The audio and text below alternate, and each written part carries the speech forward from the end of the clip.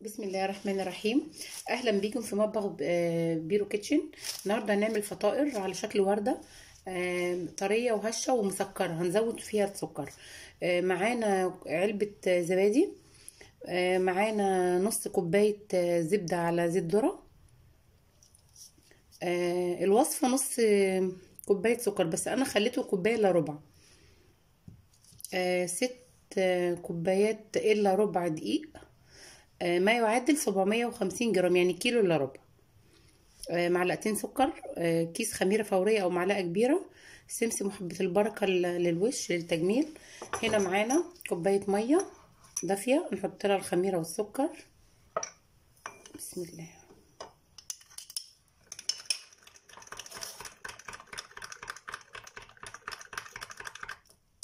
انا بحطها في الميكرويف دقيقة واحدة عشان تخمر.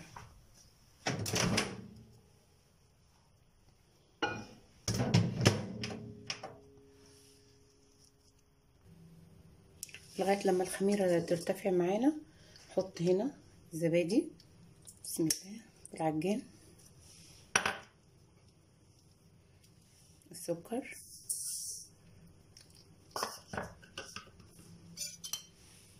الزبدة على الزيت.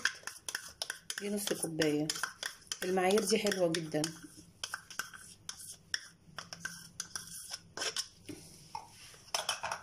البضاية،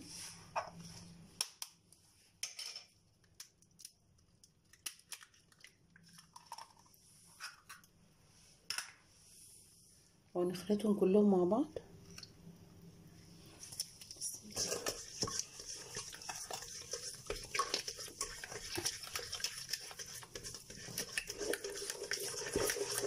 ندوبهم بس.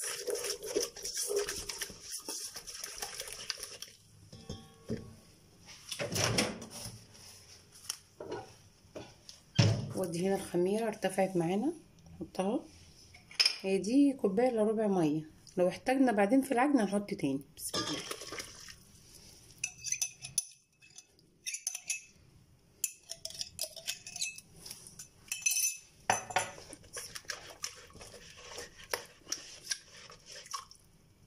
هنحط بقى الدقيق بالتدريج ونعمل في العجان وارجع لكم. هنضربها كده في العجان. بصوا، هي في العجان من تحت تحسوها ملزقه شويه، انا عايزاها كده عشان تبقى طريه معانا لما تستوي. هخلص عجن لمده 10 دقايق في العجان وهرجع لكم. هنا بعد ما ضربت العجين لمده 10 دقايق في العجان، ممكن تعجنيه عادي على قدك، بس يعني تلت ساعه لغايه لما لونها يفتح يبقى كده. اشيلها احطها في البوله. بسم الله.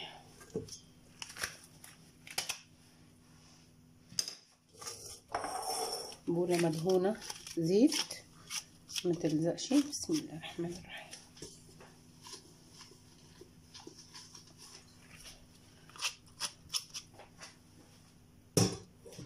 وهغطيها واخليها تخمر. ارجع لكم بعد ما تخمر ونشتغل مع بعض.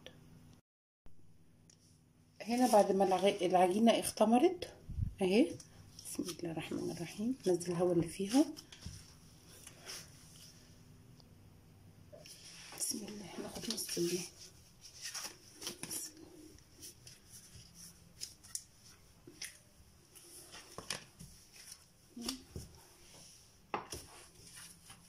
بسم الله.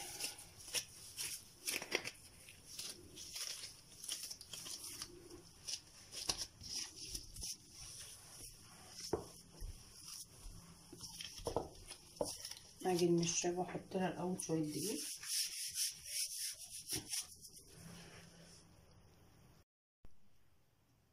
هنا هفرد العجينه، احط الدقيق وافردها. احط شويه كده بس عشان ما تلزقش عن الشبه مني. بسم الله الرحمن الرحيم.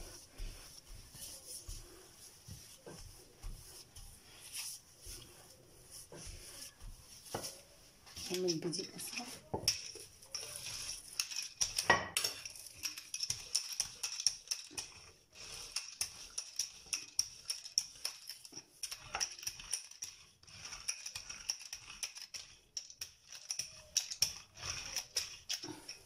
اقطع الجزء ده.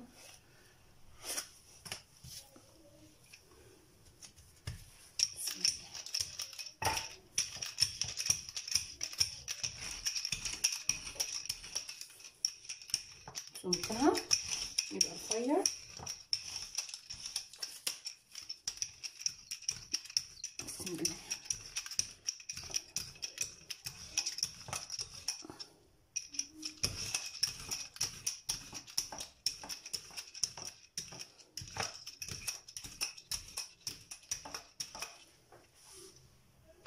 نجيب كوباية عشان اقطع بيها دواير. بسم الله.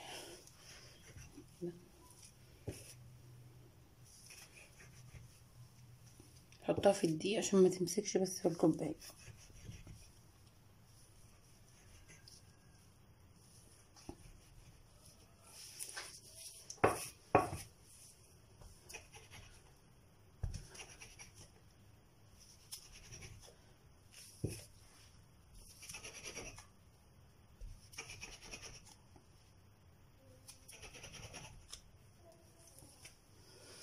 اشيل كل دي كده زيادات.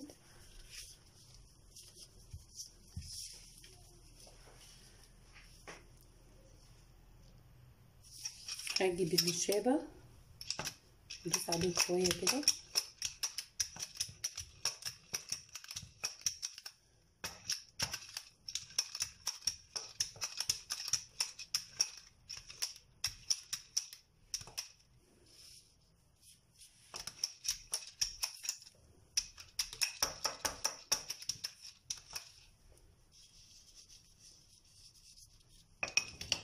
من تحتيها دقيق.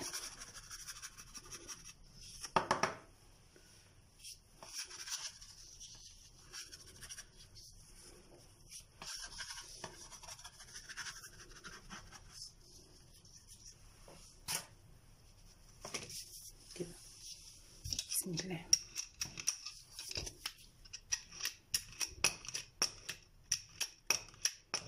يلا هي كده اهو زي ما هي، هنروح نطبقها على بعض كده اهو كده.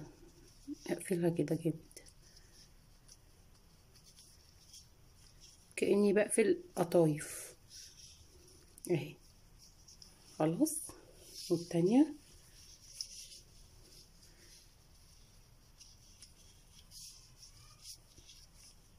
اهي.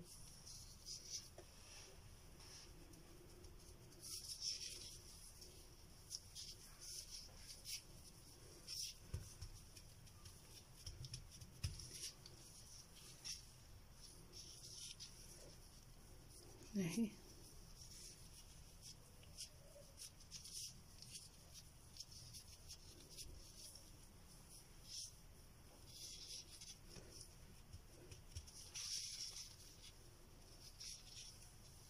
بصوا كده اهي. لو فيها دقيق نفضوه لان الدقيق مش هتخليها تتقفل كويس اهي.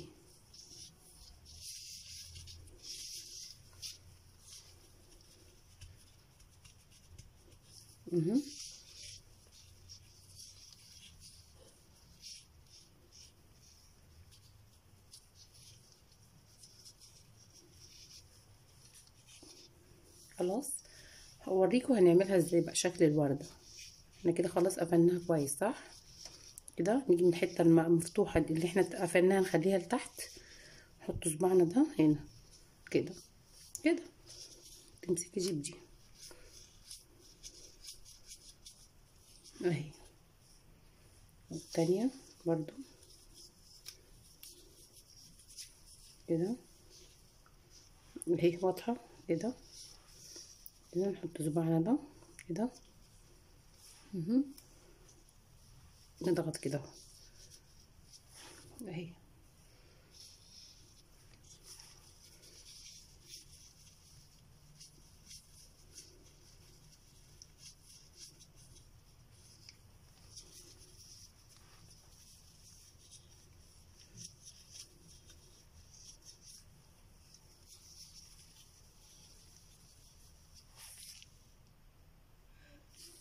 اهو اللي عملناهم 5.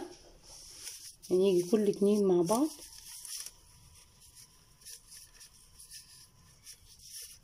نلزقهم الاول كده وبعدين نلزق دي التالتة دي برضو معاهم من هنا.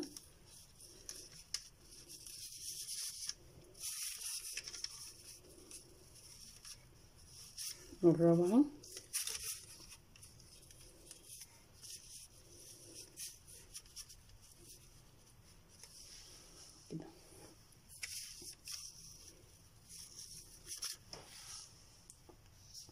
وهنيجي ناخد حتة عجينة صغيرة، ويبقى معايا البيض احطه هنا والزق دي كده.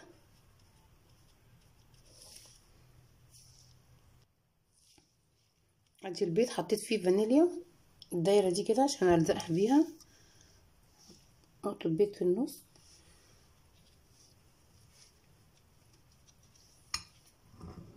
كده. كمل بقيه المقادير. هعمل شكل هعمله تاني قدامكم.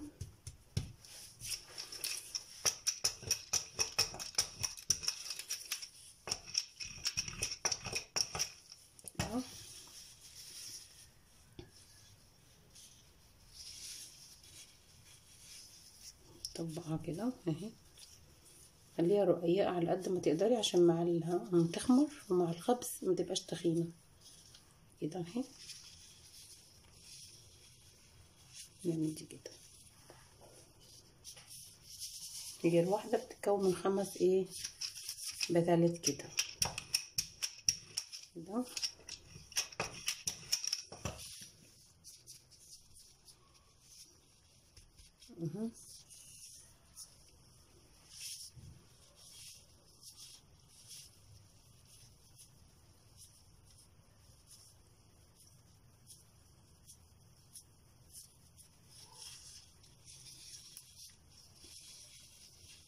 دي كده اهي.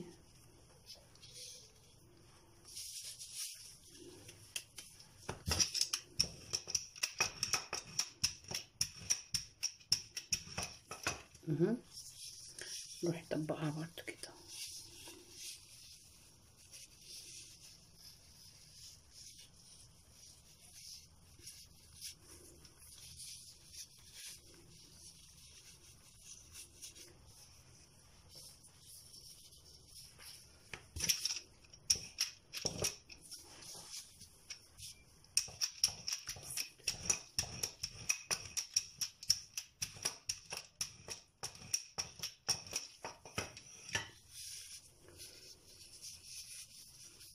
طبقها اقفلها كويس لان هي مع التخمير ممكن تفتح منك لو انت ما قفلتهاش كويس اهي. بسم الله. واهي كده. واروح امسك دي في دي، لو في دقيق فيها نفضيه بفرشه عادي سيليكون عشان خاطر الدقيق ممكن يخليها ما تلزقش مع بعض كويس.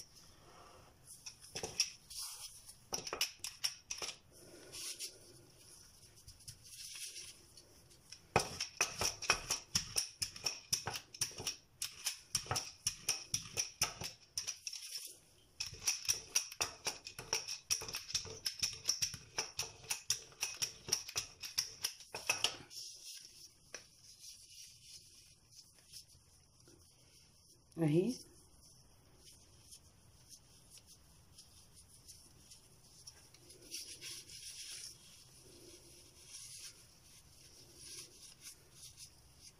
اهي. هنجمعهم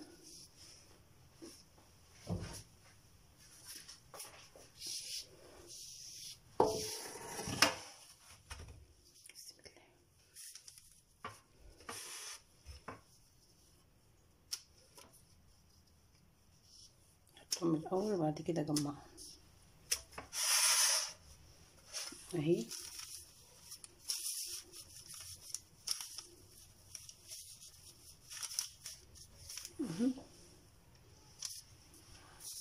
ودي برضو اروح امسكها معاهم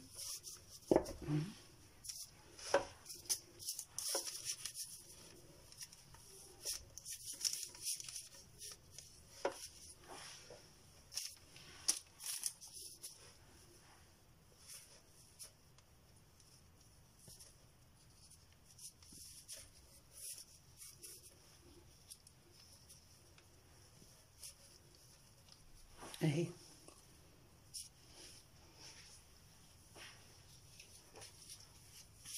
الواحدة الصغيرة امسح حتة بيض زي ما قلنا فرشة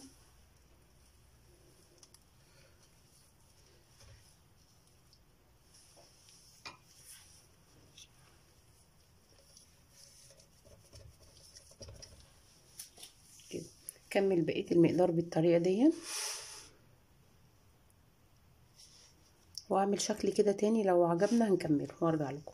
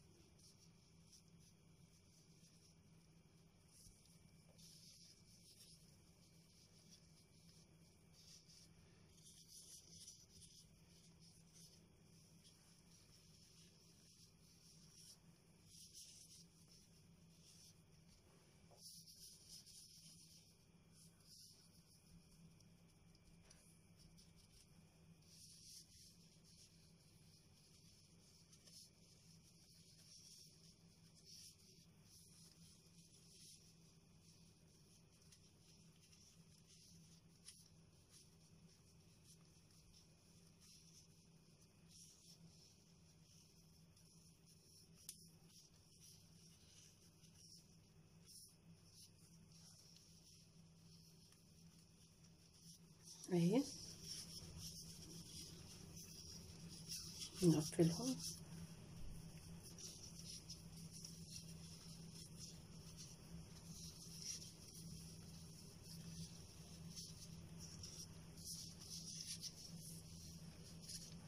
أربعة ودي 5 اهي.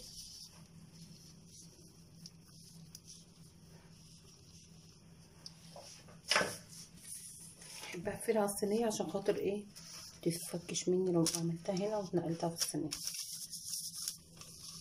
كده. شوفي ضغطتهم هم مع بعض كده، ودي برضو اهي.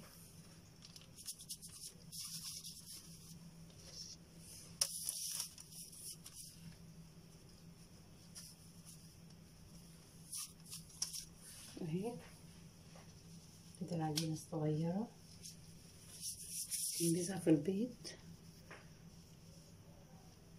اهي.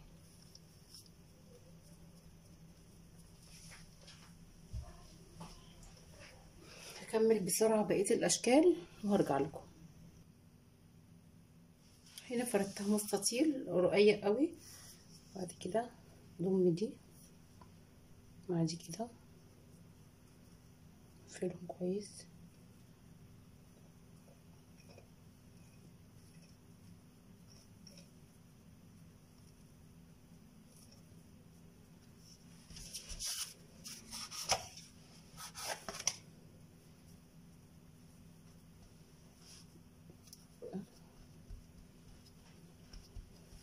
انا قلعت الجلافز لانه بيعمل صوت مزعج وانا اصلا مش متعوده عليه، بس انا ما كنتش حابه ايدي تبان.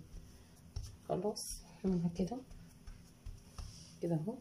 بعدين هنجيب دي اللي هنا كده، اشيل اي دي زياده. خلاص وهاجي من هنا هقفلها كده مع بعض اهي. خلاص كده لغايه كده سهله. وهاجي اجيب المقص بتاع المطبخ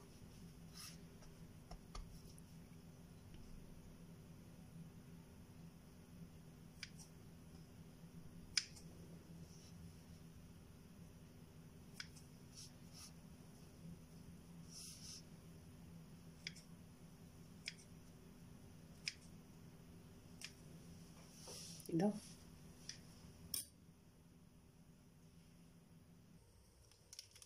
معلقه شويه نسكافيه صغيرين بيدي لون اقلبهم.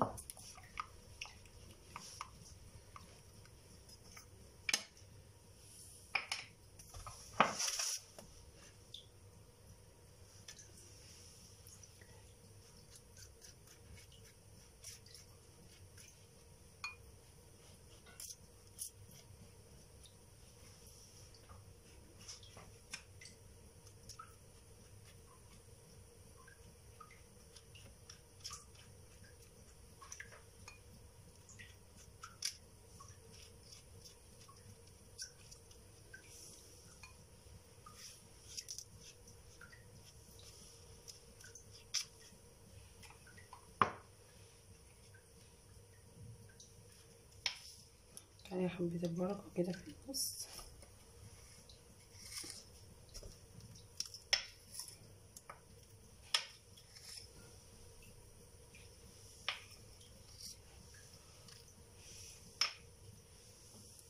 والباقي سمسم.